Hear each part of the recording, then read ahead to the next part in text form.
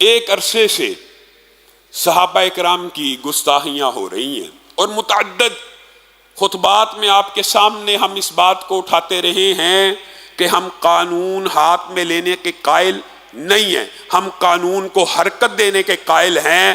حیدرآباد کے ملعون نے سیدنا عمر کی گستاخی کی، قانون حرکت میں آئے، گرفتار کر لیا ہے، اس کو سزا بھی سنائی جائے۔ اور جن لوگوں کو چلاس اور دیامیر میں اعلانیہ گستاخی کے بعد ریاست کی رٹ کو چیلنج کر دینے کے بعد، ریاست کی رٹ اس سے بڑی چیلنج کیا ہو سکتی ہے کہ میں گستاخی کرنے لگا ہوں، کسی کے باپ میں ہمت ہے مجھ پہ گرفتار کر کے دکھائے، میرے اوپر پرچہ کاٹ کے دکھائے۔ کہاں ہے ریاست؟ ریاست سوئی ہوئی ہے۔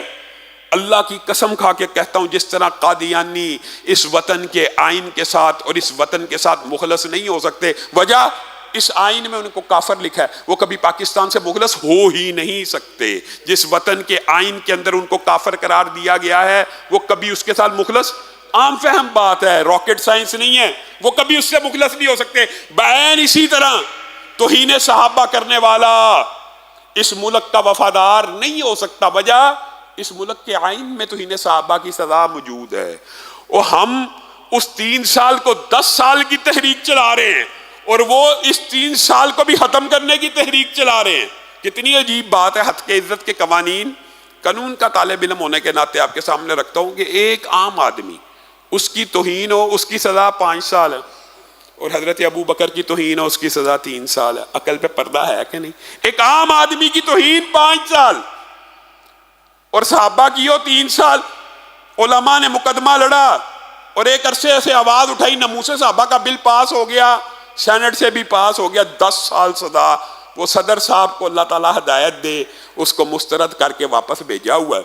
اب حقیقت حال یہ ہے کہ آج جمعیت اہل حدیث پاکستان کی طرف سے ایک اعلان کرنا چاہتا ہوں، اور دست بستہ پاکستان کی تمام جماعتوں سے یہ اپیل کرنا چاہتا ہوں، مذہبی جماعتیں، اہل حدیث ہوں، دیوبندی ہوں، بریلوی ہوں، ہماری آپ سے یہ اپیل ہے کہ آئندہ آنے والے جمعے کے بعد پورے وطن عزیز میں ہر مسجد کے باہر پرامن احتجاجی مظاہرہ ہونا چاہیے اس عمل کے اوپر کہ وہ جو ہزاروں لوگوں نے چلاس اور دیامیر میں 1000 سے زائد مجمع نے سیدنا امیر معاویہ کی، سیدنا ابو سفیان کی توہین کی ہے، اور دوسرے نے اٹھ کے چیلنج کیا ہے، یہ لوگ ریاست کے ساتھ مخلص ہے۔ ریاست سوچے، ہم آپ کو کہہ رہے ہیں قانون حرکت میں لائیں، انہوں نے توہین کیا، ان کو پکڑا جائے۔ کتنی عام فہم بات ہے۔ آپ امن مذاکرات چاہتے ہیں ان لوگوں سے کہ جنہوں نے انڈیا کے جھنڈے لہرائے اور جنہوں نے یہ نعرے لگائے کہ کارگل کا رستہ کھول دیا جائے، ہمیں اہل سنت کا چلاس اور دیامیر کا رستہ چاہیے ہی نہیں۔ چلاس اور دیامیر کے علماء نے میرے سے رابطہ کیا، ان کی مجلس شورا کے ہر فیصلے کی میں تائید کرتا ہوں، اور جمعیت اہل حدیث پاکستان کی طرف سے اعلان کرتا ہوں کہ انشاءاللہ آئندہ آنے والے خطبے میں اور آئندہ آنے والے جمعے کے بعد پورے پاکستان کی اہل حدیث مساجد سے گستاخانِ صحابہ کے خلاف آواز کو اٹھایا جائے گا۔ آپ مجھے ایک بات بتلائیے، وہ صحابہ کہ جنہوں نے دین کو پورا پہنچانے کے لیے اپنے خونوں کا نذرانہ پیش کر دیا کہ دین پورا پہنچ جائے، سفر کیے، ٹریول ہسٹری ہے، خون سے نہا گئے، ان کے دفاع کے لیے ہم اپنی زبانوں کو بھی کھول لینا، یہ کیا عقل کے اوپر پردہ ہے؟ مجھے اور آپ کو صحابہ کے دفاع کے لیے کم از کم آواز تو اٹھانی چاہیے، اور ہماری آواز، ہم ہمیشہ سے ہم ریاست کو یہ کہتے ہیں کہ ہم بیلٹ کے ذریعے تبدیلی کے خواہاں ہیں، بلٹ کے ذریعے نہیں ہیں۔ آپ کو چاہیے آپ ایسے گستاخانہ عناصر کے خلاف کارروائی کریں، ان کو پٹا ڈالیں۔